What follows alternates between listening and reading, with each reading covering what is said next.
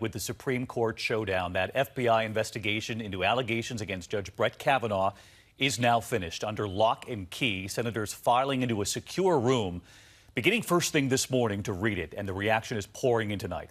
Protesters marching in Washington from the Supreme Court to Capitol Hill, hundreds of arrests tonight.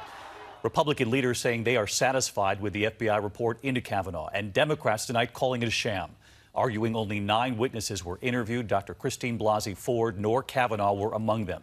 And the vote now comes down to just a handful of senators. Here's what they said so far. Republicans Jeff Flake and Susan Collins both spoke favorably about the report today. They haven't revealed how they'll vote. Lisa Murkowski also undecided tonight. And 2 Democrats from red states up for re-election. Joe Manchin, he said late today he hasn't made up his mind.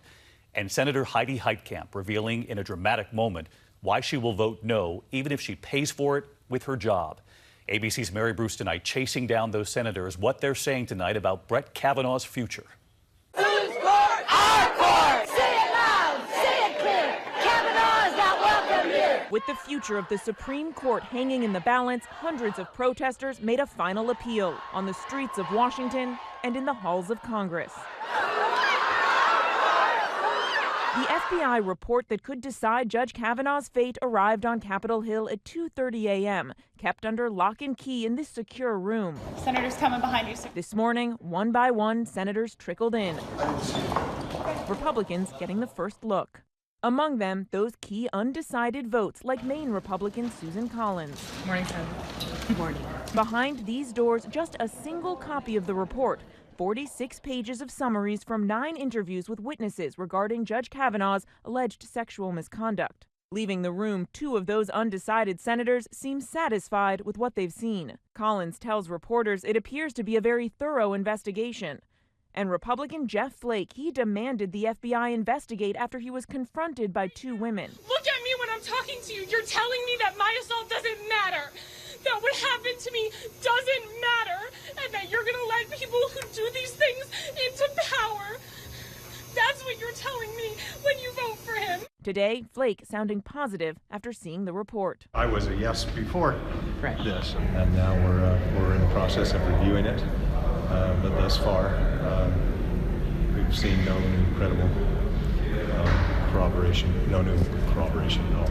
Another key holdout, Republican Lisa Murkowski. Her decision still unknown. Senator, have you read the report yet? No. Last week, she told the New York Times it's not about whether or not Judge Kavanaugh is qualified. It is about whether or not a woman who has been a victim at some point in her life is to be believed. Where are you right now in your... Also undecided, Democrat Joe Manchin of West Virginia.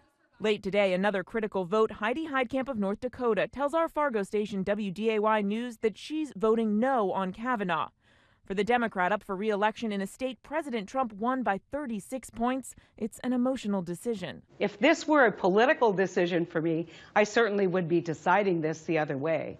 But there's an old saying, history will judge you, but most importantly, you'll judge yourself. And that's really what I'm saying. I can't get up in the morning and look at the life experience that I've had and say yes to Judge Kavanaugh.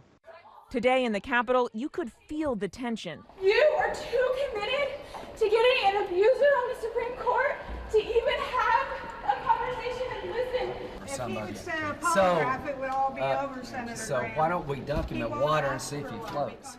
Tonight, Democrats are calling the FBI investigation a sham. The Bureau did not interview either Judge Kavanaugh or Christine Blasey Ford. Democrats agreed that the investigation scope should be limited. We did not agree that the White House should tie the FBI's hands. But Republican leaders say the investigation was credible and thorough and backs up the judge's story. They just about destroyed a good person to be on the Supreme Court. Top Republicans now eager to move on. Enough already. Let's vote. So let's get live to Mary Bruce up on Capitol Hill tonight. And Mary, that first crucial vote is expected in the Senate tomorrow. Tell us how this works. And tonight, as you just reported, 4 of those 5 key senators have not revealed how they'll vote. Well, David, we saw senators like Susan Collins come out and call this a thorough report, but she was just spotted leaving that secure room again, taking another close look, not just at this report, but also reading through transcripts of calls that came into the FBI tip line. But David, these undecided senators don't have a lot of time left to make up their mind. The Senate is expected to vote to end debate on Kavanaugh's nomination tomorrow morning, setting up a final vote for Saturday afternoon. All right, if and when that happens, we will carry it live with you on the air with us, Mary. Thank you. Hi, everyone. George Stephanopoulos here. Thanks for checking out the ABC News YouTube channel. If you'd like to get more videos, show highlights, and watch live event coverage, click on the right over here to subscribe to our channel. And don't forget to download the ABC News app for breaking news alerts. Thanks for watching.